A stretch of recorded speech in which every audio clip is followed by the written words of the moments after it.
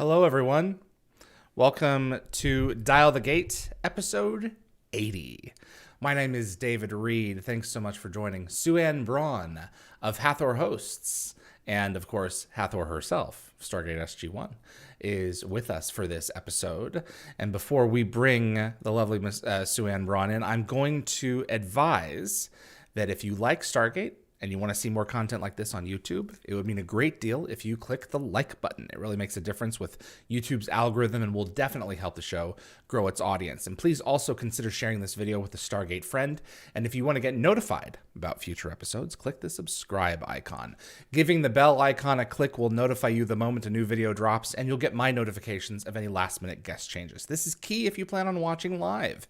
And clips from this live stream will be released over the course of the next several days on both the DialtheGate and GateWorld.net YouTube channels, more specifically GateWorld.net. So for this episode, Suanne is going to be updating us on her goings-on with her show. We're going to be sharing some more Hathor memories from SG-1, and she's going to reveal her full guest list for season 2 of her show at youtube.com/Hathor Hosts. And then after my questions with her, I'll turn it over to the fan questions that are being organized right now. So if you're watching with us live, go to youtube.com/DialtheGate, submit your questions to the mods. I'll do my best to get it asked on the show. Suanne Braun of Hathor Hosts, welcome back. Oh, thank you so much, and thanks for having me. Absolutely. And congratulations, show 80. Show 80. Wow. I know. You've been busy, boy. I know, man. And like we've discussed before, scheduling is such a bear. But, you know, I mean, I've just, like you kind of find your groove in the mayhem. And it's like, you feel like you're at the center, like the ending of Twister, when they're both tethered to the pipes that run into the ground, and you're kind of looking up the funnel. That's how I kind of feel like I am, in this kind of wind tunnel, but having all these guests come in and out. Yeah. But it's a great, it's such a great experience, and it really means a lot to me, Suanne, to have you back. I don't feel so much like I'm talking with an actor so much as I'm talking to a colleague when I have you on, and it's wonderful to have you back. Oh, thank you so much. That really means the world to me. And it's so lovely to be back. So, season 2, Hathor Hosts. Yes. How are things going? Well, things are good. As you said, scheduling has been a bit challenging because the world is not in the same place that it was, thankfully, when we started the show a year ago. So when we started, I just want to double check. Can you hear me properly? Because I just got a little thing going. My internet. Absolutely. You sound great. Okay, good. Good. Yeah. Basically when we started in March last year, the whole world had ground to a kind of halt, and nobody was working and everyone was available, which I'm eternally grateful for, because that meant so many people were able to come on the show.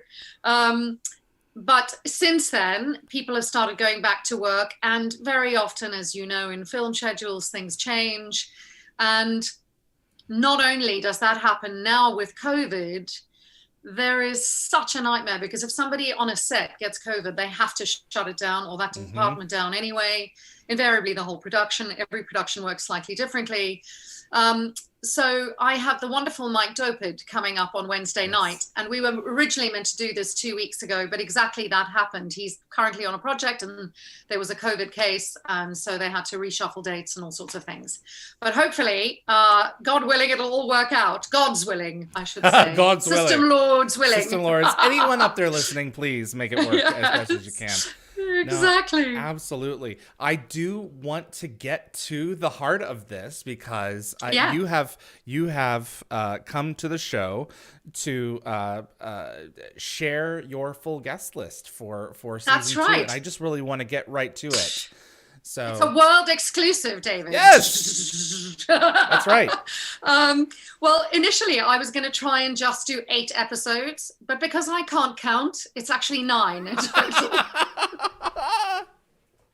Not All good right. with the numbers, me.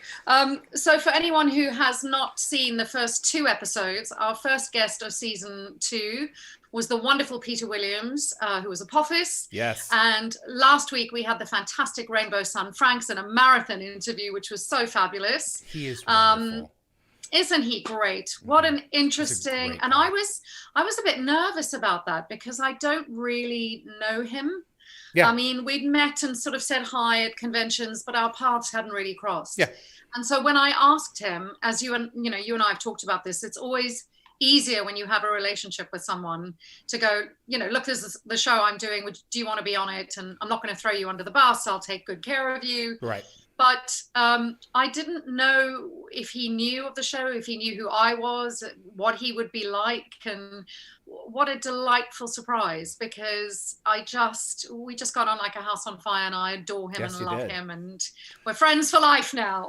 No, he's one of those genuine human beings who, you just feel like, after knowing him for just a little bit, yeah, I'd lay down my life for you, pal. He's just, Completely. he's just real, Yeah. That comes off as suggesting that a lot of talent aren't, but that's not true. It's just he has just always been someone who has always really been welcoming of the fan community, and ever since he was placed into a recurring role in season 2, I mean, all of us have had his back. So it was really great for him to share a lot of those stories and be open with you on your show. I think you really hit that one out of the park. Thank you. And Thank Peter you Williams, I've been trying to get him on DialtheGate, and I haven't been able to reach him. So, good on you for getting him in. Another fascinating human being, fascinating stories. Yeah, absolutely fascinating. And I'm so happy that he did it, because he was kind of initially keen, and then we had talked about last year. He said, I'll do another one if we do the System Lords again. Yeah. Because he had such a good time with Jacqueline, Cliff, and myself. And so we had kind of planned to do that, but obviously that will no longer happen. God, it still just feels so surreal to me. Like, Cliff, I can't. Yeah. I know. I got the news, and it was like, I went, because Darren and I were, I went out to lunch. It was my day off, and it was, I think, Thursday at this point. I found out I was one of the before the news broke to the world. I was one of the last few. Yeah. And he and I basically raced to get the news online. Darren with his words and me with my speech. And I don't know if you saw. I don't know if you saw my video. I did. But I mean, it was like, it was awful. It was absolutely awful. And these things, they hit you like a rock at the side of the head. Ooh, Yeah. But at the same time, he lived. He lived every day to the fullest. And you can't deny that he did that. And absolutely. He whatever he was doing, he did it. He passed on while doing what he loved. And 100%. I mean, if we aren't fortunate enough to die in our sleep at 100, what other way is there really? Yeah. And his funeral is one of the most beautiful but difficult things I've ever attended. But one of the recurring things, and they had loads of photographs of his life and, family pictures, not of his work. And what was so apparent is how much the water was his temple. He loved the water. So the small comfort for me is that he died doing something, as you said, that he loved. And that he was, the memorial was on the beach. It was so perfect for him.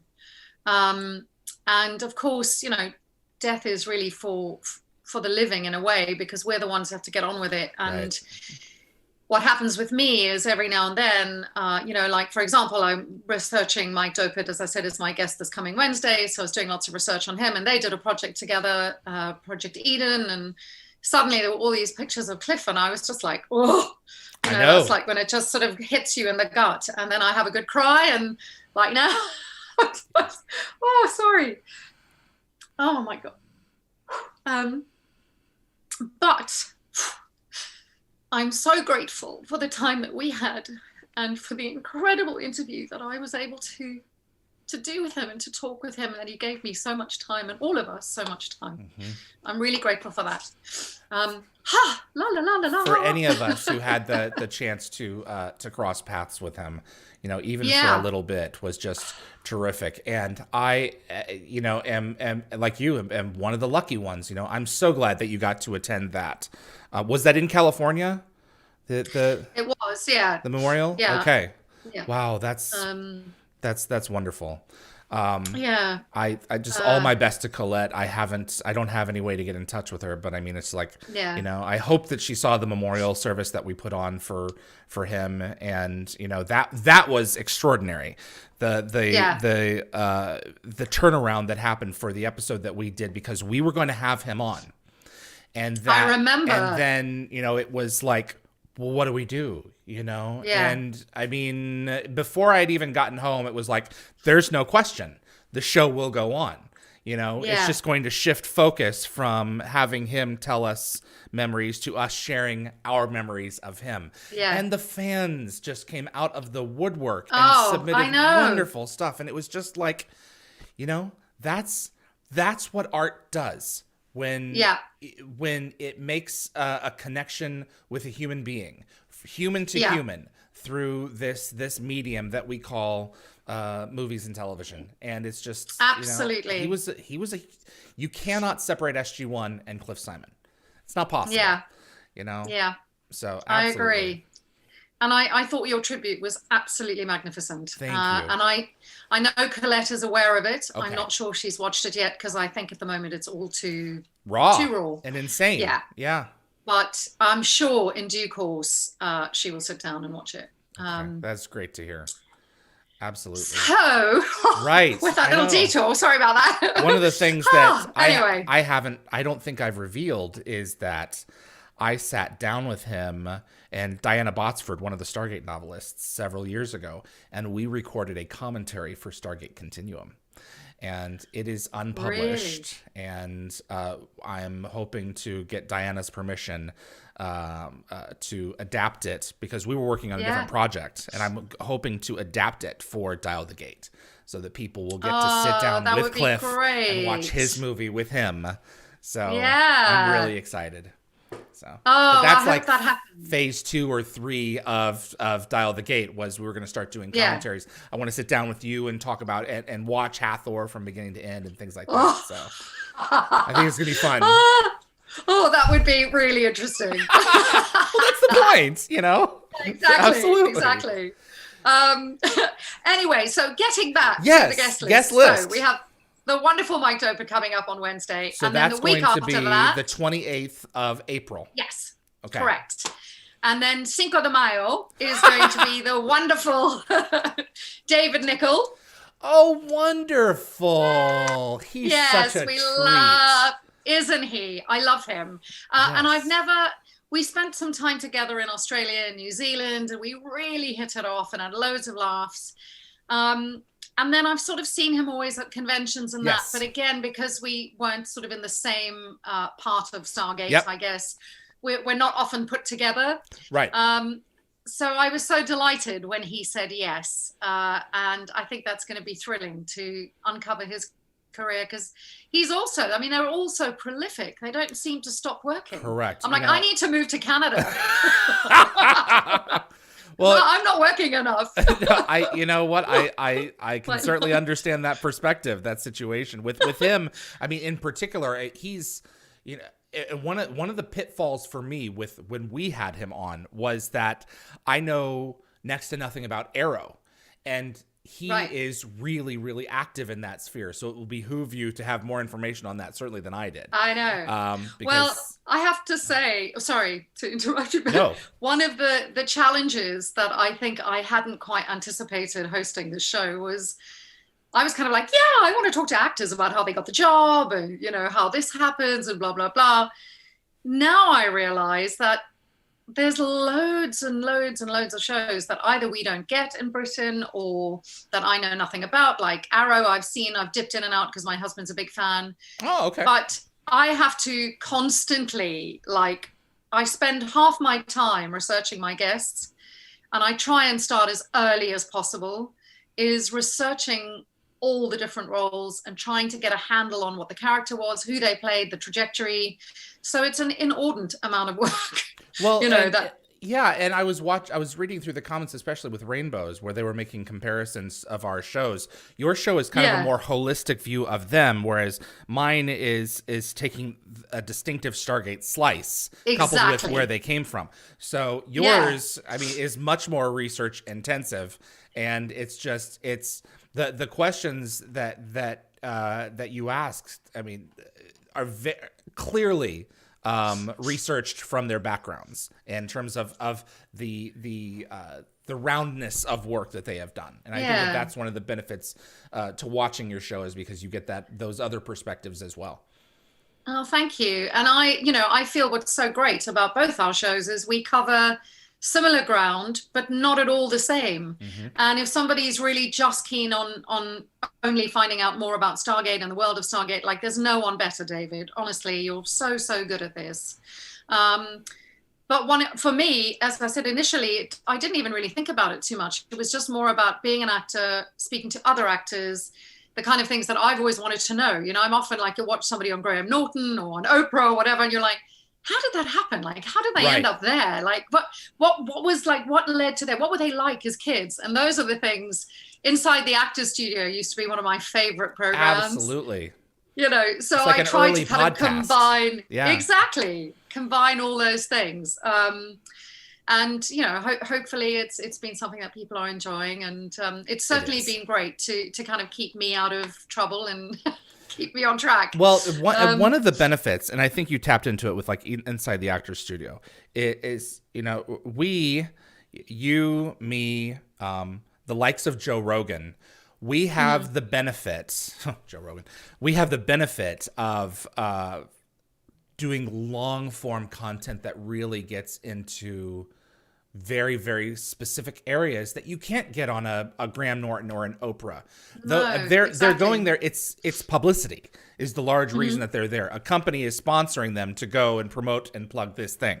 Whereas, you know, we don't get to hear so much about, okay, what is it that makes you tick?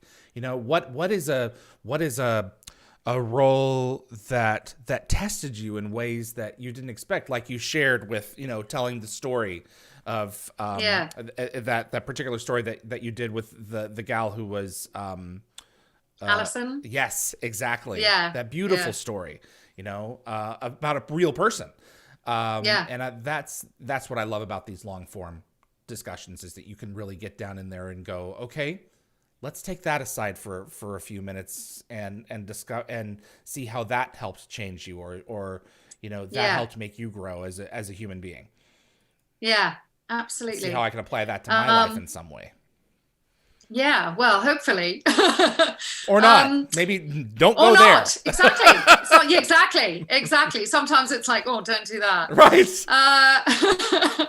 So after the lovely David Nichol, we have the Wraith Queen herself, Ms. Andee Frizzell, who I know has been a guest on your show. Yeah, she's in, I think, Thailand right now, if I'm not mistaken. That's right, yeah. So she's lucky. She's going to be on May 12th? Well, we haven't 100% set Understood. the dates, but okay. In a perfect world, so basically after David Nichol, the dates and the order may change ever so slightly because most of these people are working. However, I'm aiming to try and do Wednesday nights if possible, because that seems to have worked best for everyone this time around. It was Tuesday last time.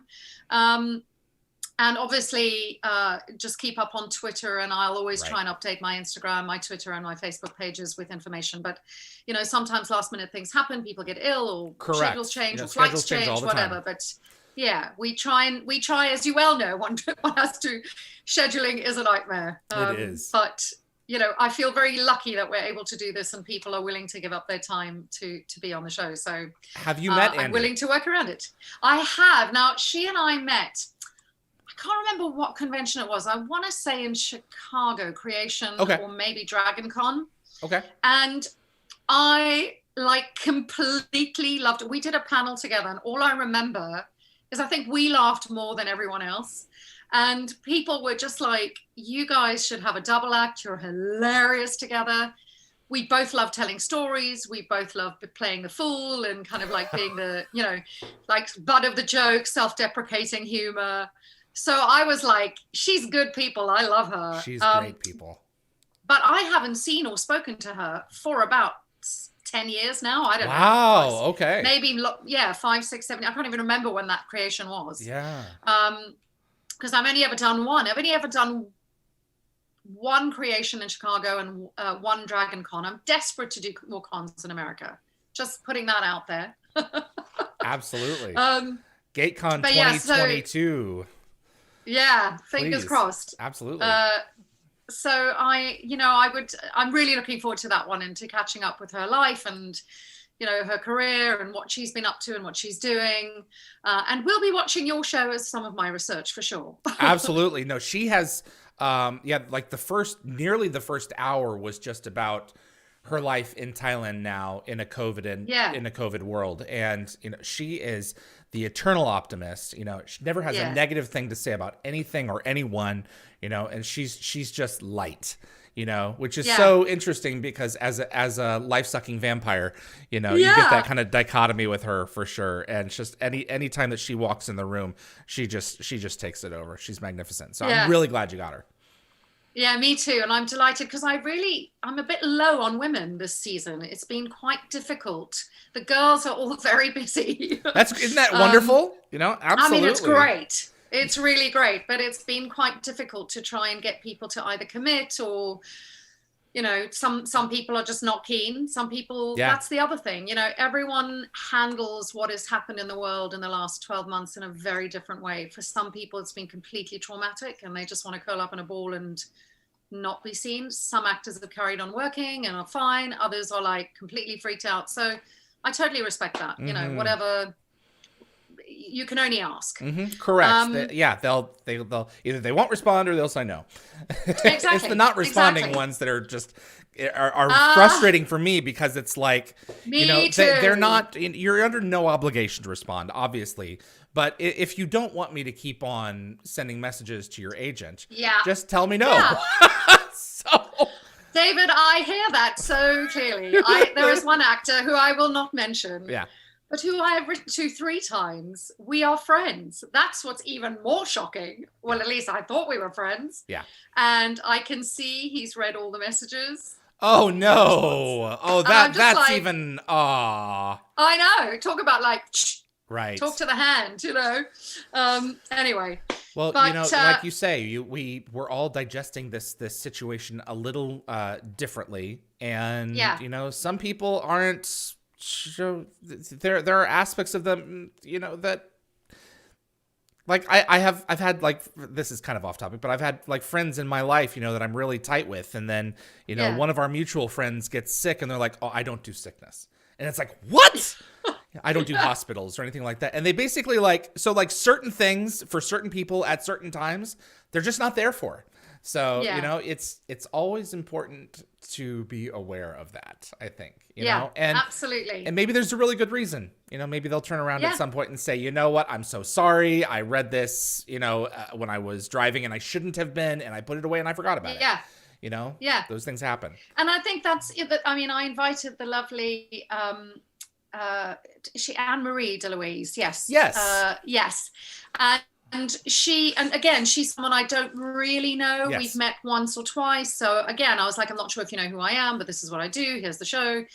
And she sent the most beautiful reply. It was a no, but for a very, very valid reason. But I was like, and she gave her reason, and I immediately replied and said, completely and utterly understand, you know, here, if you know, it's an open invitation if you ever want to come on, but also totally fine if that doesn't change. You know, thank you so much for being so honest and jumping straight back at me. I really appreciate that. No, that in itself deserves respect. Yeah, absolutely. Yeah, totally. We had Peter on a month ago, and it was Wonderful. You want to talk about he's- someone with a wealth of knowledge. The man has directed more episodes of Stargate than anybody. Man, I was he know. cool. I know. I saw that, and I've been meaning to watch that because he's someone I would love to chat to, but I don't actually know him. I never worked with him. I obviously know who he is, but I will make that put in a good word. I will indeed, absolutely, because he's Thank you. someone who has always been very special to me, and it's just I've watched him since I was a kid on various programs, Sequest and such, and yeah, he's talk about someone else who's just pure light. There's no one greater than Peter DeLuise, and when he talks about his dad with such reverence, and talking about Ergo, which I'm sure you've probably seen, what a great episode. So yeah, absolutely. So Andee, all right. So Andee, and then the following guest, we're going to move, following two guests, four guests actually, we're moving slightly away from the Stargate realm. Okay. So the next two guys are both really successful English actors.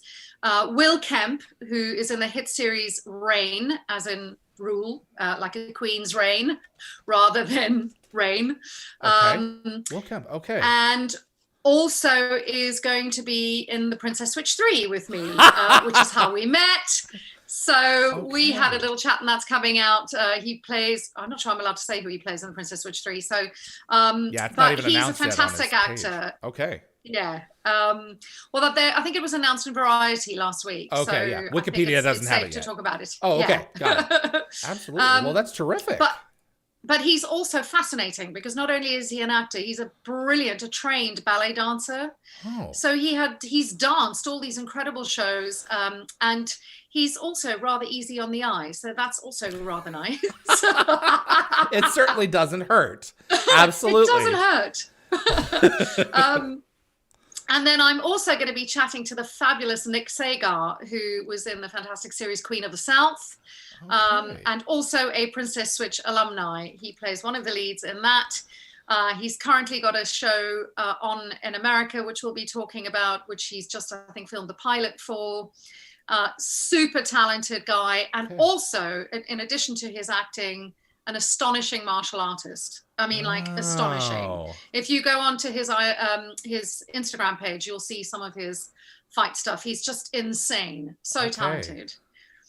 All right. And then I decided, one of the questions I get asked a lot as an actor is, how do you get into voice work? Because I do a lot of voice work. And I mostly work as an American, which is sort of freaks people out. But, that's the truth. Hey, the accent's the accent. If you can pull it off, make it work. Yeah, exactly. You gotta do what you gotta do.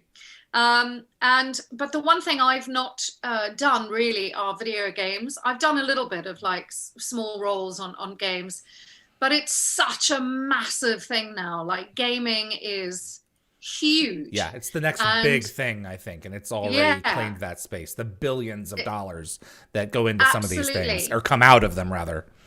Yeah. It's crazy. So I have two mates. Funny enough, was so weird this. So I met them independently. Jane is Canadian. Okay. Jane Perry is her name. And David is a Norwegian British actor, David Menken. But weirdly, they know each other from voice jobs.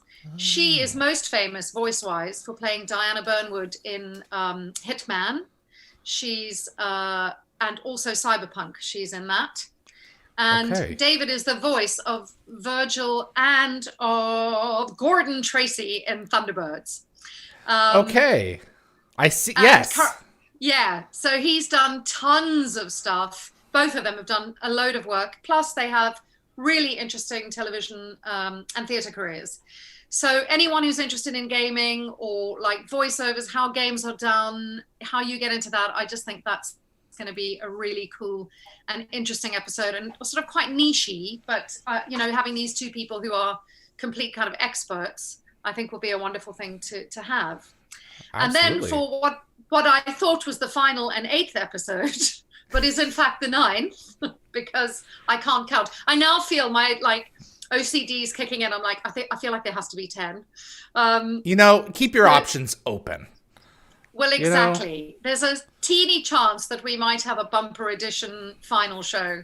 I'm working on something, but I don't want to talk about that yet. Okay. But the final guest, which I'm delighted and thrilled to have her, because I spent ages trying to get her on the show, and it's returning in a wonderful full circle back to Stargate, is the magnificent Tori Higginson. Oh, so good. I am delighted to have her on the show. Very good.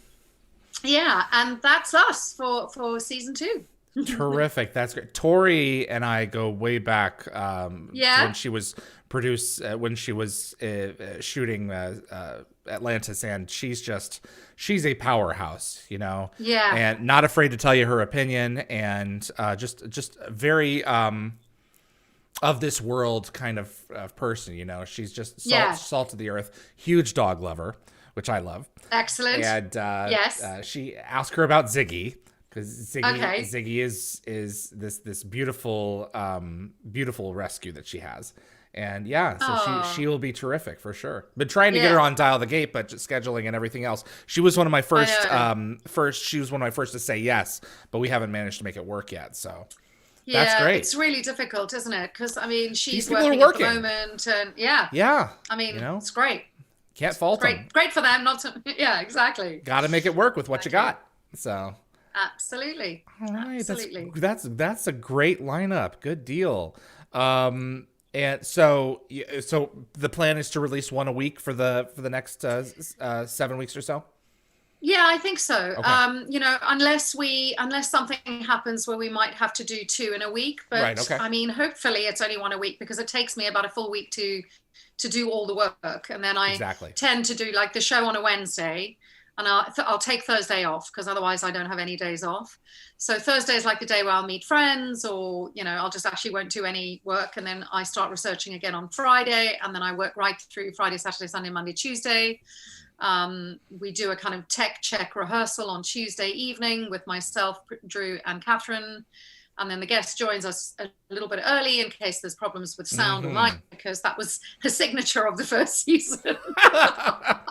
You got to go through the growing pain stage, all of us have got to figure it out. And as I said to you when we, before we kind of went live, working on Instagram, and I love Instagram. I think they're great. And I think Instagram lives are brilliant, but to do what we do is really difficult, because you can't do longer than an hour, and it always went over. Right. And for me, the biggest problem was that when you're in the live and the other person, your guest, is trying to get on, but maybe struggling, you don't know unless they call you, but you're on your phone. So, it's just ridiculous. It's really difficult. And like poor old Gary Jones, Gary I mean, bless him. But he was like, I don't know what's happening. I'm in this. Right. Are you here? And he was like in my direct messages. And I was like, no. You have to. And he had never used Instagram before. And it was so stressful. And then, of course, you can't relate that to people watching. You can't be like, oh, my God, I'm panicking. That's, you just have to. It's a seat of your pants kind of thing. You have to make it work. It's so interesting because if it wasn't for COVID, I could not do this, because the actors were all forced to learn how to use Zoom. Yeah. And this is the thing that makes it work, and the fact that they were all forced into a situation where they had to figure out, okay, this is the future. If I want to continue to work, if I want to continue to be a part of auditions, for the time being, this is where we're at. So harnessing that kind of situation, so they all have accounts, generally speaking, for the most part, and then they just press it and go. That was really a lifesaver. What's really funny, and what's interesting, though, is like, I remember a year ago, people didn't really know Zoom, and some had used it before. And I was lucky that I have a friend who lives in the States, and so she'd used it a lot. And she and I had used it, but wasn't brilliant with it. Mm-hmm. But now, like a year down the line, everyone knows how to use it. Everyone knows how to log on. Like, it's a different conversation, We've all had a year to get used to it. So. Have you used Skype at all? Funny enough, only recently, but it was, again, like a bit of a challenge. I was a guest on a show, and they don't use Zoom, and they don't use StreamYard, and they don't use YouTube. They use Skype. So I went through the whole process and the rigmarole of downloading it, and I had to cancel my old account, which I didn't even know was active, and all that, re-sign and restart, and then you got to pick a username, and anyway, we finally get through all that, and then he calls me the day before, and he's like, so my producer is like completely smitten with StreamYard. Thanks for the tip-off, for telling us about StreamYard. Hey. It's amazing. So we're going to be using that. And I was like, on one hand, great. And on another hand, you've got to be kidding. Yeah. Jeez. There are issues so I just deleted it. Oh God, there are issues that I have with Skype that go back to the first year that Skype was online and that they just have not fixed. And just drives me nuts. So I was like, everyone's like, every once in a while, it's like, do you use Skype? I'm like, no, we are not going down that road. There are problems that are endemic to Skype that I will not deal with. So absolutely. they need to learn. You got to get with a program. Absolutely. I wanted to ask about the your little action figure we have seen, but your pop figure we have not. Here she is. Hello, Miss Hathor. Wow. What I should do, like, kneel before your goddess. That is so beautiful. Isn't she stunning? Hand painted. I mean, the fan community is brilliant. So this again is also level 28 toys. So it is. Is it an official toy, or is it a fan made one? Well, is he official? I don't know. Is he licensed? To me. Level 28. I think so. Yes. Okay. His real name is Daniel Jackson. How bizarre is that? Ah, that's right. Yes. I think he's licensed. Okay. Maybe not. Maybe it's not an official one. But anyway, but at the very least, it is a beautiful piece. And the I love creativity of fans are just outrageous. Unbelievable. Big J Customs is producing a series of fan-made SG-1 figures right now, and I you can't see them. I know I see them in the distance. You can't really see them that clearly. But they're absolutely magnificent. And so if you go back on my show, I've got to those listening, I've got a review of the custom pop figures where I took them out of the box and showed them off. Who do you have there? So I've got it's Jack, Sam, Daniel, Teal'c in green BDUs, and then Teal'c as a Jaffa. Brilliant. The Jaffa one is so cool. I mean, they're all cool, but the Jaffa one is extremely cool because it is accurate down to like the most teeny tiny detail. And amazing. The fan community, man, they just keep on pumping out all this really cool stuff. I'm working. Oh, and they're so talented. Yeah. So talented. I'm just crazy.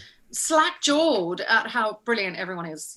There's the people who've been making and I didn't expect this. This is just something that came out of the community and the fandom. But there's a wonderfully talented girl called Dana who's made the most beautiful posters for Hathor Hosts for every show. Another girl called Jack Guyver Fan Art. Her work is amazing. She always does posters. I've had Nat LeBrun make masks and T-shirts, and Donna with her collages. I mean, forgive me if I'm leaving anyone out, because at the end of every show, who does they just send me these amazing things. A wonderful a woman called Dana. That's all I know. She's I think she's from Czech because. Okay. But yeah, and I think that is her profession. She's just incredible. And then there's another wonderful artist whose name I've just forgotten, but who also has sent me the most beautiful artwork. Thank you so much. They're all so talented, and music, and Corinne for the opening titles. Just amazing, amazing. It takes a village to make this happen. We cannot do it ourselves. Amen. With my moderating team, I mean, I was under the impression, when I first started this, because I watched some news podcasts and on YouTube and everything else, and the guy, he does his spiel, and then he goes and opens up the live stream and goes through. But the nice thing about a lot of those is that they have how they do it is with the super chats, and you and I are not going to take money from people, so it's how do you find this stuff? Well, the mods. Thank God for all of our moderators. Yeah, really. To go through and read everything and pull it all out. Yeah. So. Yeah, I mean, that was something for me. I've been asked a lot by other people. They're like, are you paying, what are you charging for this? And how do we access the site? And I'm like, it just, certainly when we started a year ago and even now, this never felt to me like I It's just not was not appropriate. comfortable taking money Yeah. at all. There are people who've lost everything. Yeah. And, you know, I am grateful that I have enough work in my life that I don't need to be compensated for this. This is a joy That's to right. do. I will, however, say one thing: when the Stargate show comes back, y'all better make yourselves heard that you want me back, please. No, I'm just kidding. Absolutely. Well, you know, I mean, here's A the little. thing: you are positioned as a fan favorite, you know, and I, you know, am hoping that when Brad does come along with SG-4, that you and I will be, you know, in terms of media and entertainment journalists and interviewers, as it were, at the ground floor. So that when those shows and stories do start happening, that we'll be able to turn to those people and say, "Hey, come on our show. Tell us about you before we discover your character." You know? Yeah. I was lucky enough to do that with the likes of like Brian J. Smith for Stargate Universe and a couple 3 others. And it's just, you know, there are going to be spaces for us for sure when SG-4 finally comes about, whenever that's going to be. You know? I mean, I would really love to be in it too. I don't have to play the same role. I would just like, you know, I'll be a tree who talks. I don't care. I'll be like I don't know, I'm chevron locked. Like, be the next gate technician. Exactly. I just want to be a part of it. I don't have to play Hathor. Such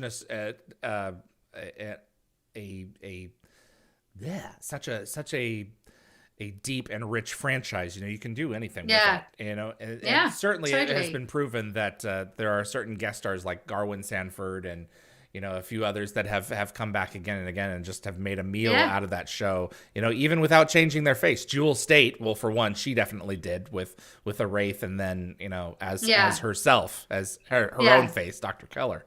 But yeah, there's all kinds of who knows what's going to happen next. And I think I could be Hathor's mum. really, really, really in the sarcophagus for a really long time. Exactly, really great. Old and ancient, preserved. Or you could be an ancient. Exactly. There we go. By the time they get it on, I will be. Absolutely. Jeez. I have some fan questions. We want to move to them? Cool. Yeah, sure. All right. Kix 394. If you could use the Goa'uld voice and glowy eyes without the symbiote being a problem, what would you use it for? I would use it to stop COVID in its tracks. And I would use my hand device to smite the virus forever. That's right. From our world, from this world, from Earth. Jeremy, Suanne, have you and David considered doing a joint interview with of another Stargate cast or crew member? We've talked about doing something, but that's still being. I'm open to something. You know, I'm just still trying. I think we're just still trying to figure out what that space is going to be. Exactly. But yeah, we've talked about it kind of loosely, and would love to. And you know, I kind of think it's one of those things that if it arises, and I think we'll know when it's the right thing. Yeah. But one also doesn't want to be like, let's shoehorn an interview in just because we both do the same thing. I mean, I'd love to, but it needs to be the right thing. It needs to be the right thing. It needs to be the right person. So yeah. Because, you know, you do your thing and I do mine, and there I think that there is room like for this. But for sure, we'll see what happens. And I think when the time is right, it'll happen. So Burned Backhouse, which pastry is a must try when visiting your husband's bakery? Oh my God, they're all so good. So yes, for anyone who doesn't know, my husband and I own an artisan bakery in London called Christopher's. Christopher is my husband. Christopher's is the shop. And he changed careers kind of midlife. He had a midlife crisis, and instead of having an affair, he opened a bakery. Hey, which there I you guess go. Is better. And we bake artisan bread, and it's been 6 or 7 years now of like huge intensive slog and a labor of love. And I'm so proud of him because now we have a team of amazingly talented bakers. We're now making chocolate. So we make the most incredible artisan chocolate. I'm just thinking if there's any here, and no, he ate it because he was testing a new piece earlier. I'm in our lounge and I thought he might have left some here. But I see he left none. It must be happening soon then. It must, yes. That one works. I would say the pastry to try, or the thing that we get so many compliments on, we make our croissant and pain au chocolat like the proper French way. So those are amazing, and the pain au chocolat, we import the chocolate from Belgium, so it's really beautiful chocolate. And then we just recently started making cinnamon buns, which are they're too good. I can't actually go into the shop. I'm like this. When he comes home with them, I'm like, stay away from me, you evil man. Get away, back off. No, Satan, no. Get thee behind me. I know what you're doing. Jesus had days like this. Exactly. And I tell you, man, lockdown was not good for that, because I was like, I'm in sweatpants, I can do this. And then I tried to put on a pair of jeans after about 3 months. I was like, okay, this needs to stop. From now on, I got to wear not elasticated trousers that do up. Absolutely. So business has made it through COVID. So you guys are doing good. Yeah, we've actually had an amazing time. We've kind of weirdly flourished. We've had to adapt loads. Of course. And again, I really credit this to Chris, because he was a step ahead of the government here every single turn. You know, before they made it mandatory for people to wear masks, he was kind of saying, let's get all our staff in masks, let's wear gloves. Before they made it like mandatory for food businesses to have a covering or to separate people, we were doing that. He just kind of, I think, saw it and went, let's just be on the safe side. Yeah, nothing wrong with it. We've not been able to be open as a cafe, which is what we are. We're like a deli cafe. We have a bakery at the back where the bread is baked and the pastries are made daily. And we bake throughout the day. So a lot of bakeries run out at about 10 or 11 a.m. because they get it delivered to the shop in the morning. And then once it's gone, it's gone. That's it. Correct. Yeah. So we're more the French way, where you bake and the last bake is around 2:30 or 3 p.m., which in the old days, when people were commuting to work every day, you could get fresh baguettes on your way home at 5 p.m., on your commute home kind of thing. Okay. But we've not been able to be a cafe for a year and a bit now. And so we lost obviously all those tables. And what we decided to do was kind of invest in stunning fresh produce. So we now have it's now more like an upmarket supermarket / bakery. Because we have bread, pastries, cheese, wine, amazing deli products, meats, fish, fresh fish, smoked fish. Wow. All kinds of sauces, and then fresh veggies and fruit. Yeah, check us out on Instagram, Christopher's Bakery. Absolutely. And when all the sanctions and everything else are lifted, I will join you at the shop for a dessert. That is a deal. That's a deal. When you come to London. Yep. Planning on heading back to Ireland in the next year or two here when everything kind of returns to normal, and I will definitely be passing by the UK. So for sure, we will make that happen. Excellent. Teresa, MC, how would you imagine Hathor's human host being like if she wasn't overtaken or was even released by her symbiote? Oh, that's such a good question. I think she'd have a lot to say. Yeah. Be like, that's why I've been in a bad mood for the last 400 years. Right, exactly. 4,000. Yeah, exactly. 4,000. It's so important to remember that behind each Goa'uld face is a human being screaming inside. Yeah. It's always in the back of my mind when I watch a Goa'uld character. Yeah, exactly. I think also the thing that's important for me is that Hathor in Egyptian mythology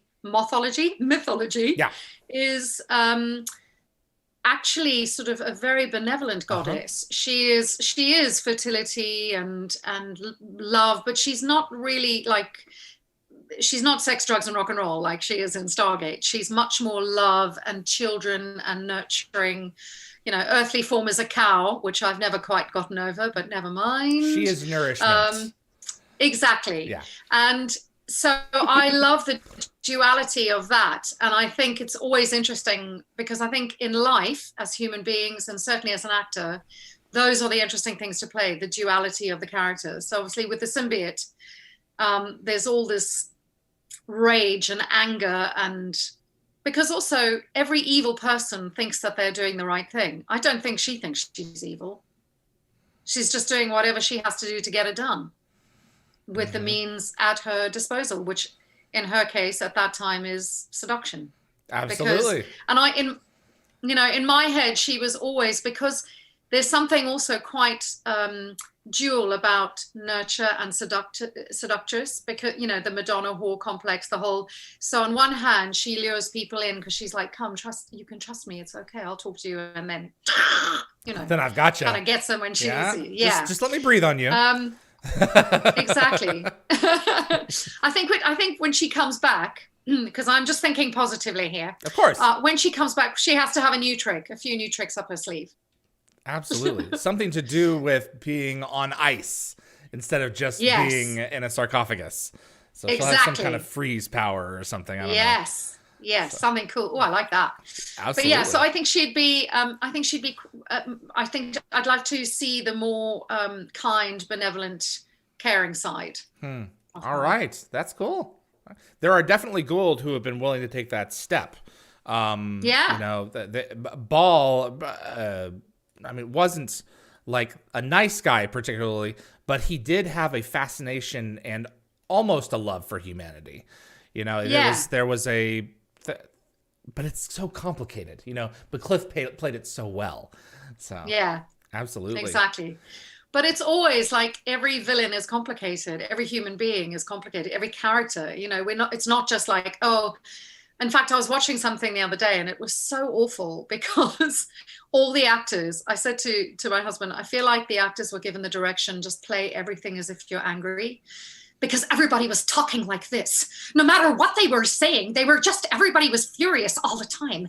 And then the breathing, there was a lot of this kind of breathing going on like that. And somehow that seems to be like, that's now like how you play earnest, is that you've just got to do lots of breathing and be really angry. And I was like, that's so dull to watch because everybody's on the same level.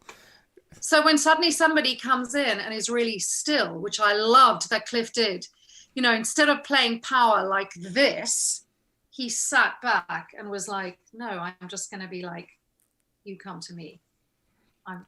That's right. Those are the things that are interesting rather than just going like, pantomime villain. Yeah, just flat and uninteresting for sure. Very cool. Elisa Shuka, what are some of the best fan gifts you have received? Despite your two ladies behind you here.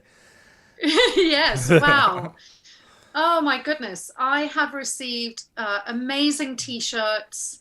I should have brought it down. I've got a wonderful mask that says kneel before your goddess, posters, drawings. My whole landing upstairs is full of amazing drawings of me as Hathor or just me. Beautiful bottles of wine. Wow. All right. Yes, gorgeous wine, scotch, like chocolates, teddy bears, key rings. I mean, just amazing. I can't possibly choose my favorites because there've just been so many beautiful things, and hand-drawn beautiful frames made, so they'll draw the painting or the drawing, and then the frame is really beautifully, and everything handmade and beautifully packaged and sent here. So I'm really grateful. I mean, there's another amazing artist called Delphine. She's a French girl, and she's done lots of drawings for me and has just done the most beautiful work and stunning work on Hathor Hosts, actually. Here is a card from her. Oh, you wow. can see a drawing that she did. So yeah, she's super talented as well. Holy cow, that is amazing. That's crazy. Check out her work. She's so talented. There's so many. Forgive me again if I'm. She doesn't want to sit down now. Hang on. There's so many people. I feel just incredibly blessed and lucky. Thank you all. Yeah, I remember being at a Star Trek convention once, and this I was running a booth, and a fan had come up to me and said, "Yeah, I gave a huge bouquet of red roses to one of the actresses, one of the Voyager actresses." Yeah. And she reacted in a way that for him, he was like kind of like surprised. Like she wasn't like, oh, thank you so much. I love it. She was just he was puzzled at her response. And I said to him, well, red roses are a very personal gesture. And I can kind of understand where he's coming from with that. But then, not every actor receives gifts the same way or takes the same messages the same way. And if you're lucky, you'll get one that'll be at least understanding of where you're coming from with it, and be like, well, thank you very much for caring about me enough to go and do this. But not everyone is. So no, exactly. Yeah, that's true as well. Absolutely. Who was more Jet Ison wants to know, who was more demanding, Hathor or Dotty? To play role? Or yes, as characters, role. Yeah. Not as people.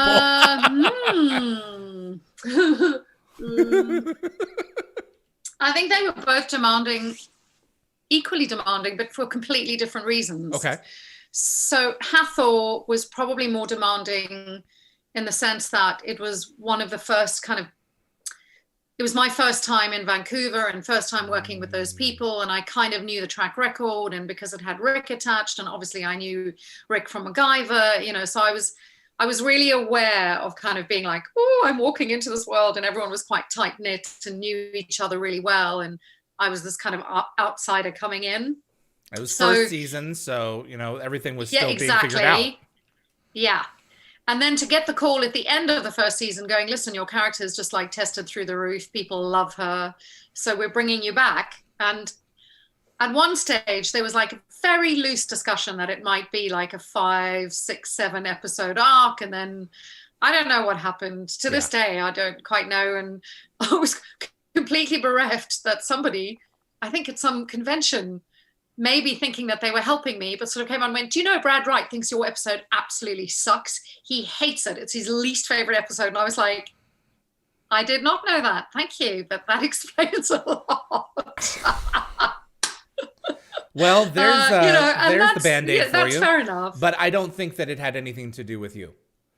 In fact, I'm pretty positive that it didn't. There were Brad and Jonathan had an interesting relationship, and Jonathan left to pursue other things at the end of season 3, and Brad was able with Rob to continue to take the show in the direction that he wanted to. And there is a reference to I'm kind of adding fuel to the fire here, I suppose. But no, I know for now, proper so context. It's all right. They're in Heroes, in the 2-part Heroes, Terrell's as Frasier's going through folders and saying that's the whole Hathor incident that we've been told never to talk about again.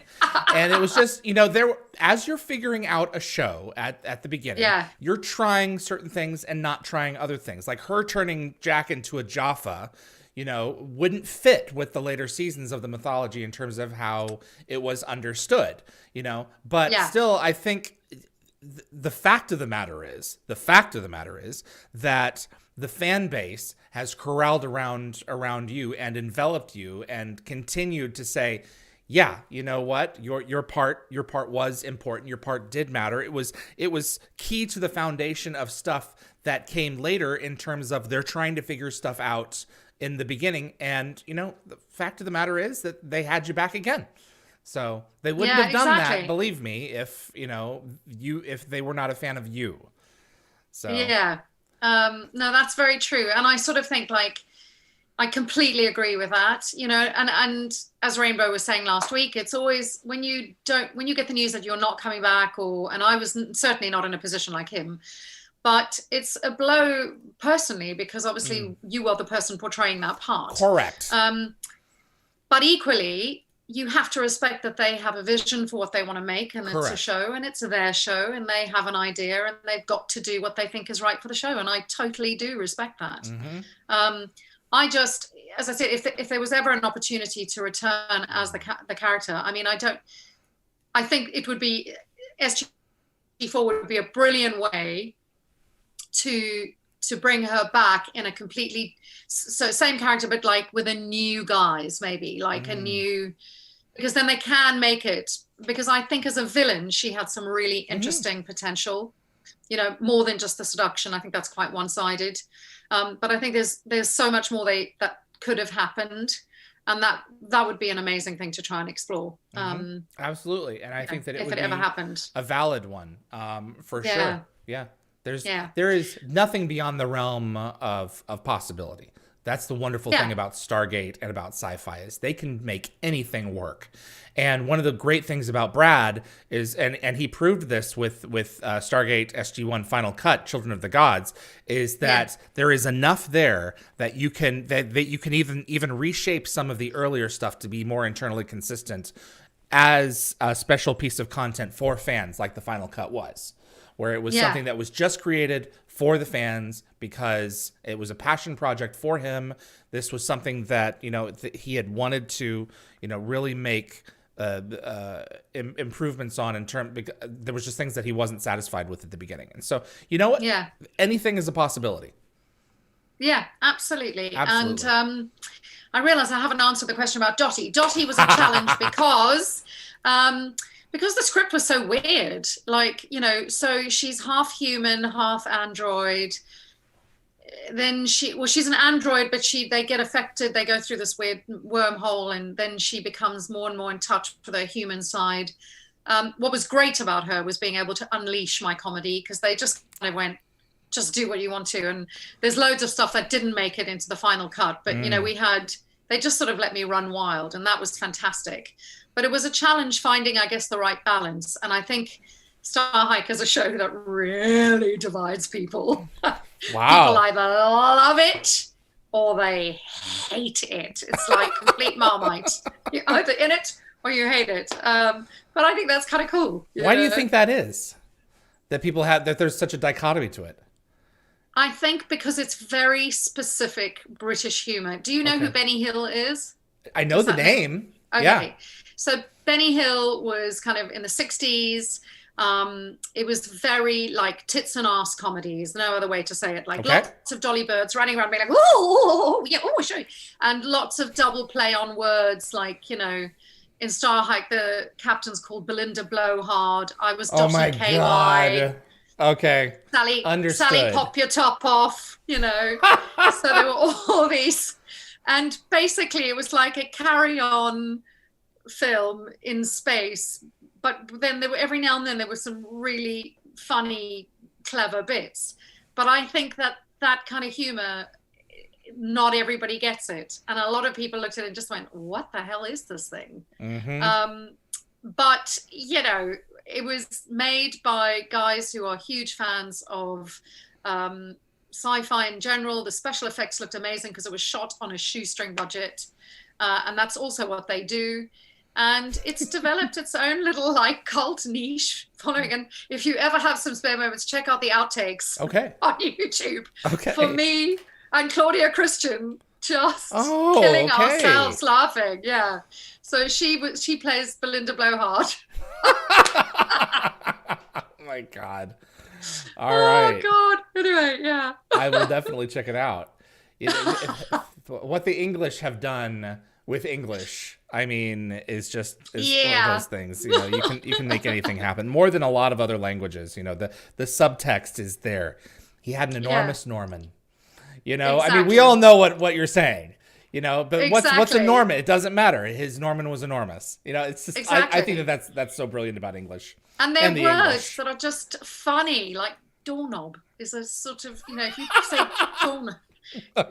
Get the doorknob. It's a funny word. I don't know why, but it gets, you know, it's one of, it gets a laugh. Oh gosh. Claire Cowan, apart from flying home to South Africa, where would you go once flying is normal again?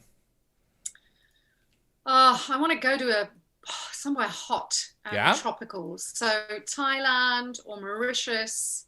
I mean, South Africa is hot, but like, when I go home, it's never just full holiday. And especially now my parents are getting on a bit, you know, and it's been awful. It's the longest I've been away from South Africa. I haven't been back in a year and a half now. And the last time I was there was November 2019. And my mum was really, really, really ill, which is why I went. And then I had to cut my trip short because they changed our dates on the Princess Switch 2. And I had to and I literally flew from Cape Town, landed in London, got here, unpacked my summer clothes, put in my winter clothes, was driven to the airport and flew to Scotland and started filming the next day. Yeah, it was nuts. But thankfully she's recovered completely. Good. But we've not had time as a family to just enjoy each other because that trip was so intense and so fraught. And my dad is quite frail physically now. So I was like, double, like major daughter duty, like manning, keeping, battening down the hatches and taking care of stuff. So I really am looking forward to being able to go home and just kind of spend some time with them and see them and be with them. But yeah, I also just the thought of a beach somewhere with we keep watching anything with somewhere warm, and then Chris and I'll be like, oh, I want to lie on a beach and, sip a cocktail with an umbrella in it. Jeez. I hear you. Absolutely. Tune Tamasha. What kind of fragrance would Hathor use or sell? Slogans like godlike scent, symbiotic attraction, and fertility overdrive come to mind. Bow to the scent. Symbiotic. Oh, I love that. Maybe that's the next step, a fragrance. And it'll be pink. No, I don't want it to be pink. Seduction I actually don't like by pink. Hathor. Really? Okay. Yes. Jeez. And then in the back, in very small writing, if you use too much of this, there is danger that you might turn into a symbiote. Parasitic takeover is possible. That's too funny. Yes, exactly. Thank you, Tune Tamasha. That's great. Goran Ananowski. Is it possible that you may have any of the main cast from the 1994 Stargate movie be a guest on either show? I've had Dean on mine. Oh, have you? Yeah. Wow. That was a big deal. I have never even considered that, honestly, because for me, I mean, obviously saw the film. Yes. And I enjoyed the film, but the film has always, for me, felt like such a kind of standalone thing in a weird way. Like the Stargate television series franchise is very much something that, I've been a part of, and that's the world that I kind of felt. And I guess that's where I also know the actors. Like I have no connection at all to anyone. Have you met Alexis? in the film? I think I've met him once. Okay. So yes, actually Alexis probably, because I know he and Peter are mates. So I could have Alexis on. He's wonderful. Yeah, he's a really sort of old soul, isn't he? Correct. Kind of like, He's a very deep thinker. Thinker. You ask him a question, he'll take 10 or 15 minutes explaining it. And interesting response the entire time. So yeah. For sure. But yeah, no, I hadn't actually considered that. But maybe if there's a season 3, who knows? Great. Who knows? There we go. Chantel Leo, if you could have played any other character in Stargate, which one would you have chosen? Sam Carter. Sam. Although she was perfection. Yeah. Either that or Jack. If they ever did imagine like a woman playing that role. I would just love to have seen that. Yeah, absolutely. For sure. In Atlantis, there was a 4-team member, all-female team squad, and it was fantastic to watch. It was great. That's right. Yeah. Yep. So yeah, something like that would have been quite interesting, I think. Rachel Baker, your most challenging day to film on SG-1? Again, challenging more because of circumstance was the day that we were doing, and I can't remember where it was in the sequence of filming, but it was the day that I was it's the opening bit where my hand comes out the sarcophagus and then I sit up. And I think I've talked quite a lot at conventions and on my show about the unbelievably uncomfortable outfit, which was so tight. And then also they had so weirdly, initially they'd made it so that the the whole piece underneath and the little skirt with the flaps, like that was to wear underneath that really tight skirt. And then thank God somebody in costume went, hang on. We never see her take this off. We don't need to wear the double layer, because it was sort of also, it was just making everything impossible to breathe. So they removed that, and that made it a little more comfortable. But it was very heavily boned down the side. So when it like a corset is boned, you've got these rigid bones literally going down the front and the side and the back. And they tend to go down to sort of like below your belly button. Mm-hmm. And so you can't sit in it, because when you sit, it rises up like that. And you can't really get comfortable. Going to the loo was an absolute challenge. Oh my gosh. So any kind of movement like this, bending or turning sideways, is really difficult, which is why in period films, you can always see women in corsets. They're very straight, because it absolutely changes how you sit, how you breathe. You can barely breathe. So if you want to breathe at all. Breaths. Yeah, exactly. Yeah. And they wanted me to come from lying down and sit up in like one go. And I was like, are you kidding? I could, So that was challenging. And then we had to do it over and over and over. It was really technical.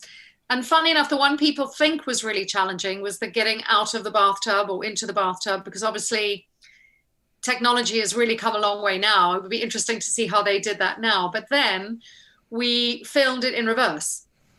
So obviously I was dry going into the water wet, and then they just reversed the film. But I remember them saying really clearly, he's like, you can't blink. You have to keep your eyes open the whole time, because if you blink and we play it back, you'll be blinking backwards. Yeah, because your eyes are slower going up than they are going down. Exactly. So rather than doing that, they're going this way. So I was like, okay, going down in the water. And then the water started stinging my eyes, but I was like, can I close them now? Can I close them now? I can't close them now. I'm just going to keep going. But weirdly, we did that in one take. It was one take. Everyone was like, yeah, nailed it. So I was like, oh, okay. So the dress and coming out of that damn bloody sarcophagus was really challenging. And then lots of scenes where I couldn't, it's quite difficult to be seductive. Well, it's difficult for me to be seductive at the best of times, but it's difficult for her. I found it really difficult to not be able to move, because sensuality is about movement. And I was like, I felt like I was a mummy in this outfit, But that's my job, to make it look like it was effortless and easy. There you go. And talking about with Rainbow, one of the stories that really hit home for me, and I'd like you to share it again if you'd be willing, was an experience where you had a costume fitting, and it was just, you were being mistreated, and you decided to stand up for yourself. Oh yeah. Well, I forgot I told that. So I had asked him we were talking about kind of like how you deal with rejection and kind of building yourself up. And he was saying that it took a long time for him to find the power, I guess, to say, no, I'm not going to be spoken to like that or treated like that. And I said, me too. And in fact, it's only just recently happened. And he said, oh, what happened? And I said, well, about 4 or 5 years ago, I was in a costume fitting for a show that will remain nameless. Yeah. And the costume person is a very well-known, really respected costume lady. Huge amount of credits, like Academy Award winning, And I was really excited. And I got there, and there's a place in London that's essentially a massive warehouse. And each room is so the front part of the room is a curtain, a big, thick velvet drape. And then there's a door to the back, and the door goes out into this vast warehouse, so that when you're in your fitting, no one else can see you, but the costumier can run in and out to go and get stuff from the warehouse if they need to. But the rooms are next to each other and not particularly well labeled on the outside. So I go in for the fitting, and an actor's fittings are nightmarish anyway, because you have to get naked in front of someone you've never met. You're standing there in your pants. And sometimes if it's a period piece, which this was, I had to have like proper period underwear. So they were looking at stuff like that. And basically, she just started telling me what was wrong with me. She said, the first thing she said was, you're very glamorous, very, very glamorous. That's not right for this role. And I was a bit like, what? And she went, you've got far too much makeup on. And I was like, well, I obviously won't be wearing the makeup for the shoot, Yeah. but I mean, it's my That's just day being, off. yeah. This is how I dress. This is me. And she was like, well, put your hair in a ponytail. I need to see what it looks like in a ponytail. And take your clothes off. For heaven's sake, just take your clothes off. Because how am I supposed to dress you? I can't see anything. And then I did. And she was like, well, that's not going to work. And she then went and got 2 outfits. And while she was getting the outfits, she was like, just because I was sort of standing there and it was quite cold. And I asked if I remember picking up a shirt. And she's like, take it off. For heaven's sake, don't put your top on. I need to look at you. Although it's not very pleasant looking at you, I have to be honest. And you're so capacious. Everything's so large. And I don't know, how are we going to make this work? And I just was kind of going, and then she went, you're very tall. How tall are you? And I said, I'm 5'9.5", but I can be 5'8" if you like. And she went, and your feet, you've got very small feet. Like nothing was right. And I could feel the tears coming. And then she went, well, wait here. I've got to go and get 2 outfits. And then shouting at her assistant, she was like, get the thing and get the enormous one. And then get the one in the size that she's given us, as if I'd lied about my sizes. And then she came back, and I kid you not, with what looked like a tent. It was like, and she went, well, there's this or this. Frankly, I think you're going to have to wear this because I doubt this will fit you. And then she shuffled off again to go and get me the ugliest pair of shoes. And the assistant kind of must have taken a look at my face and just went, I'm so sorry. She's really stressed. And I went, yeah, I can tell. That's clear. And she's then making calls that are like a casting director's call. She's the costumer. Exactly. And constantly going on about how she just kept saying, you're so glamorous, take your jewelry off and then take your lipstick off. She was like obsessed with my face. And then while I was waiting in my now pants and sort of weird petticoat and a sort of strange 60s bra, some guy walks in. Yes. And I was like, oh, hi. And he's like, oh man, my bad, wrong room. And I was just like, are you fucking kidding me? And in that moment, I was like, hang on. You have 2 choices here. You can either fall apart and burst into tears, which is what I was feeling I wanted to do, and run away and hide, or you can stand up to this gremlin of a woman, and she was tiny, she's like 5 foot at most, and you can absolutely use your power and your experience and speak your truth. And when she came back in, I went and I stood as close to her, and I like literally loomed over her. And she was like, oh, right. And I said, look, this is a fitting. I'm here for an hour and a half. Anything that doesn't fit, you'll have to adjust it. But why don't we try the dress before you decide whether it's going to fit or not? And let's see if it fits. And if it doesn't fit, you fix it. That's your job. And she was like, right, well, and thank God it fitted perfectly. The belt was a bit tight, but I remember I came home and I said to Chris, I'm not eating for 2 weeks because that belt is going to, because it fitted, but I was like, oh, I can barely breathe, but I'm not going to tell her. But by the time we shot, it looked great. Everything worked. And I wore the dress that they had picked originally, no tent, none of the other stuff, but in the process. And I've subsequently found out, funny enough, because somebody saw my interview, that there was another actress on that job who was very young. It was her first job. So 19 or 20. First job. She won't know better. Won't have a clue. Went for the fitting, all went well, really excited, and had a major role in this. And on the first day of filming, this same woman was like, oh my God, you put on weight on the holidays. Oh, well, your costumes aren't going to fit you. You're fat now. What am I going to do with you? You're fat. And this poor girl went into makeup, was like, what's wrong with me? Size, teeny tiny. I mean, it's outrageous. And a woman, that's the worst part. Like a sister. I was like, come on. But yeah, so that was quite a horrific story. Well, some people, all of us, except for cops and a few other professions, can have a bad day.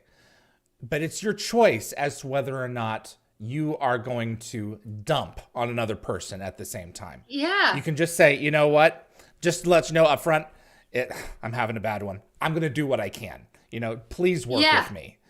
But man, holy crap, Suanne. Yeah. And good for you for outrageous. Standing up for yourself. And it wasn't that you were being a bully back.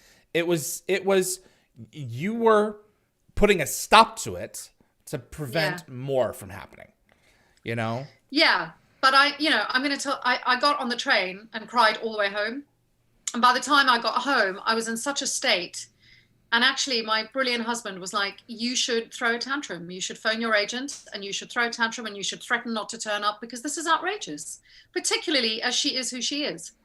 Right. This was if this was an award-winning costumer, then yeah. Yeah. And then you think how many other young women and older women. And then she had a go at the lead actress, who's a massive star. She had a go at her about her wig. And I was like, well, who are you? Yeah. But then I realized on that day when she had a go about the wig, which isn't even her department, I thought there's something not right here. This woman is basically a poisonous little, and she's abusive. Happened because it's all, it's not actually about me. This is her stuff. Mm-hmm. But in that moment where, and my God, talk about being vulnerable. As I said, you're in your panties and nothing else. And some guy walks in, I was like, oh, what is happening? Right. It was awful. Yeah. Well, good for you for rising up above that. So. Well, thank you. Absolutely. Thank you for sharing that story. Because it's just like, all of us in our industry, have dealt, not certainly in that necessarily type of situation, but dealt with people like that. And sometimes, not to get mean back, but sometimes, you have to stand up for yourself. And if you have the power to stand up for others, that's something that, each of us have to consult ourselves and deep down and think about too.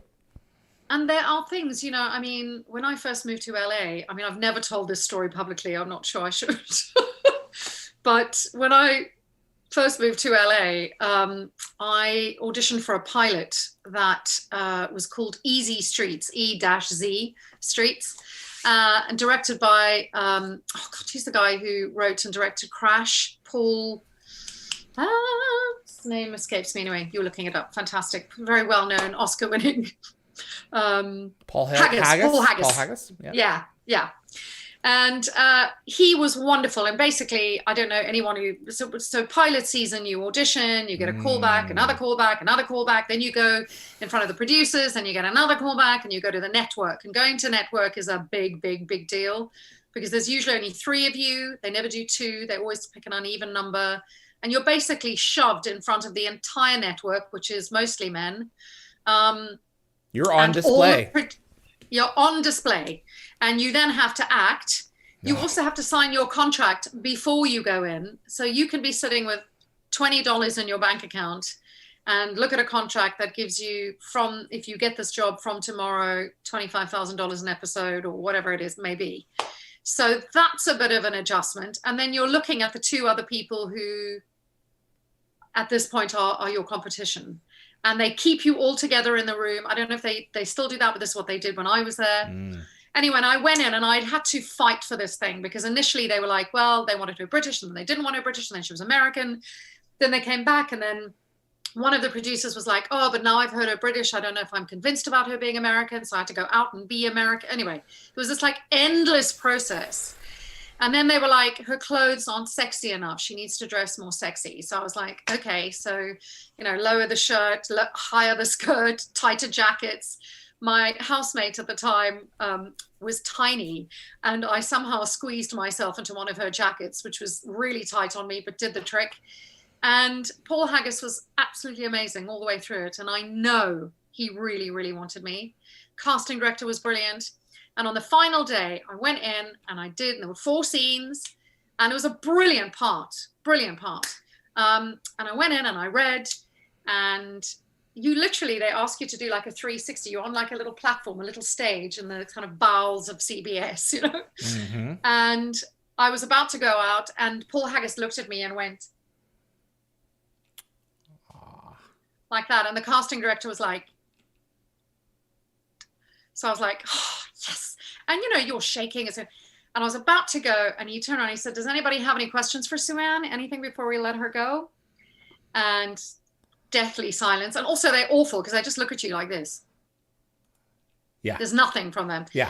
So he's like, great, Suanne, if you want to just go and wait outside, we're going to see the other 2, and then we'll let you know if you can stay or go. And I was like, okay. And as I had my hand on the doorknob to leave, doorknob, there's that word again, this voice from the back, and very physically similar to Harvey Weinstein, feet up on a chair, smoking a cigar, went, it's not so much a question, but like, I don't know, like, I don't want to fuck her. Do you want to fuck her? Anybody here? Anybody want to fuck her? I don't know if I want to fuck her. What do you do with that? And I just remember Paul Haggis going, well, I think everyone was, and I was like, and needless to say, I did not get the job, but the show didn't get picked up. It got canceled. So, but yeah, that was a bit of an adjustment to come back from, because you're just like, what? Yeah. So yeah, Hathor felt like a nice vindication of that, because I was like, I would imagine so. Jeez. She's a sexy, desirable gal. Take that, Mr. Big Shot. But yeah, you know, I mean, I could tell you stories all day, but I won't, because I've kept you long enough. No, this is. And pardon the language, I have to. No, use you're okay for historical accuracy. Yeah. It is a business that is cutthroat. And I mean, the fact of the matter is, you know, beauty is so subjective, you know, and one of the things that I think is so wonderful about the age of television that we're moving into is that, and movies, slowly but surely, we're showing that it's so much more personality than it is just physicality and looks. Yeah. Looks, unfortunately, are always going to be a thing. There's always going to be men and women who are going to go and say, I want that. I will watch more of that because I want to see more of them. Them's just the facts, you know? Yeah. But also at the same time, you can have these plus size characters in a lot of these shows who are just fantastic to watch. They've gone out of their way to find someone who has personality as the biggest thing, you know, and that you have to do everything you can, you know, to get the job, obviously. But at a certain point, it's like, you know, you're going to have those people in the room who are just like, well, this is a toxic human being, you know? Yeah. And, you know, I mean, I think it's very different now. I mean, that kind of behavior would never, ever, ever fly now. Certainly not after the Me Too. Yeah, thank God. But, you know, I agree. And I think the other interesting thing is that we're becoming much more, God, that story's made me feel sweaty. It's intense. Yeah. But I think, you know, acting is about people. We're all different colors, different creeds, different shapes, different ages, different sizes. I don't want to watch a program where everybody looks the same and speaks the same. As I said to you, it's so dull. And they all look like Barbie dolls. I mean, you know, at least that's not what I look for. Yeah. The same. And all the men look the same, whatever that may be. Yeah. And I feel we finally are embracing like diversity and like real, it's so much more interesting watching real. And of course, yes, everybody wants to look beautiful on screen, but just because you look beautiful doesn't, you know, that doesn't always make the most interesting character. Correct. Which is a hard thing. The ego has to let go of that. Right.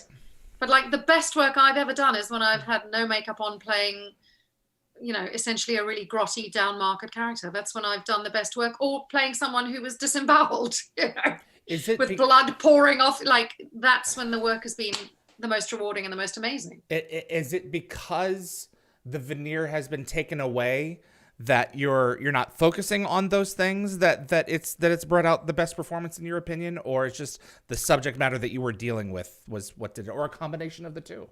Yeah, I think a combination of the two. And I think you know, one of the nice things also as an actress, particularly, you go through sort of ingenue and then you're leading lady, and then you get to like the kind of age where I am now, where they're not quite sure what to do with me, because by Hollywood standards, I'm too old to play a leading lady. I'm not, if I was famous, I could play a leading lady, but I'm not famous in Hollywood. So they're not, and I'm not quite granny, thank goodness, not yet.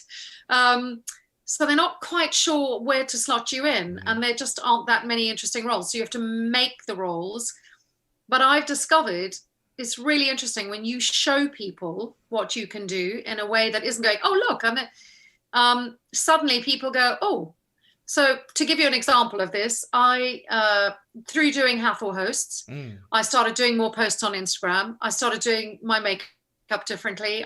I started doing much more sort of quite glamorous, like selfies, for want of a better word, and then combining that with kind of like funny, my personality with, things. Correct. Because I'm always kind of like, your show is the personality, and the guest. So, yeah. Yeah. And I was called in for a job a week ago by somebody who's never seen me, who said, I've been kind of fascinated by your Instagram profile. And then I read up about you on IMDb, and I'd like you to come in and read for this role. And it's a great role. I mean, I may not get it, but I sure as hell a year ago wouldn't have even been considered. So good for you. Was a way of going, well, don't write me off just yet, just because. That's right. Yeah, so it's been massively rewarding, actually. Fantastic. I am so glad to hear that. These things all lead back towards one another, and you're putting yourself out there, and you're doing a project, sharing yourself and sharing aspects of other people that you care about, and the results may pay off in ways that you'll never know. Certainly, for this show, and I imagine for yours as well, I have gotten mail from people who have said, you know what, I really needed this right now. Thank you. And that's, I do this to amuse myself and to create some interesting content and connect to people that I've loved, who I haven't either met before or haven't heard from in years. And I think you and I are very privileged to have people who give a crap about the work that we're doing.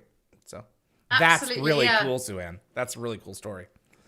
No, I really agree. And I think, more than the work, like just having people reach out and say, I can't tell you how your show impacted me, or you got me through this, or especially in the first lockdown, I think when we were all like, nobody knew what to expect. And then just the world stopped. Now we're a bit more used to it. But during that time, I received the most beautiful letters, which I will always cherish. And sometimes if I am having a really bad day, I'll sort of go back, if you don't get a job or you're feeling a bit low, I'll read some of the things sent to me over the years. And I'm like, gosh, that's really kind of lifted me, because I feel so supported in this amazing fandom, which I really do. I mean it. I feel like it's a privilege to be a part of it. Mm-hmm. Absolutely. No, I 100% agree. And to be able to share time with you and to share time with these lovely people who have taken the time to tune in is always fantastic. So congratulations on season 2. Thank you. And thank you very much. This is just keep on growing and growing. We'll grow together, and absolutely. Who knows what's going to happen next? So you know what? We can all hope for SG-4, and in the meantime, you and I are just going to keep on trucking and sharing some interesting stories with people that we care about and want to learn a little bit more about. Yeah, absolutely, and just one day at a time. Absolutely. That's all you can do. So yeah, I really appreciate you taking the time. Oh, David, it's been an absolute pleasure and a treat talking to you. Thank you for having me. Absolutely. You have a great night. I'll email you shortly, and you stay in touch. I will do. Thanks so much for watching, everyone. Bye. Have a good night. Bye. You too. Bye. Suanne Braun, host of Hathor Hosts. Thanks so much for tuning in. I'm David Reed. You're watching DialtheGate. We're brought to you every week for free, and we do appreciate you watching. But if you want to support the show further, buy yourself a t-shirt. We're offering several now. T-shirts, tank tops, sweatshirts, and hoodies for all sizes and a variety of colors as well. Let me see here. Over at Redbubble, we're currently offering 4 theme designs and hope to add more in the future. Checkout is fast and easy, and you can even use your Amazon or PayPal account. Just visit dialthegate.redbubble.com, and thank you for all your support. And we have a really cool giveaway for this month. Dial the Gate has partnered with Big J Customs for the month of April to give you a chance to get your very own custom pop figure.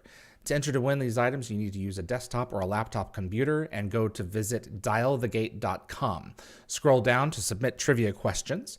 Your trivia may be used in a future episode of Dial the Gate, either for our monthly trivia night or for a special guest to ask me in a round of trivia. Please note the submission form does not currently work for mobile devices. Get this in to us before May the 1st, and if you're the lucky winner, I'll be notifying you via your email to get your address.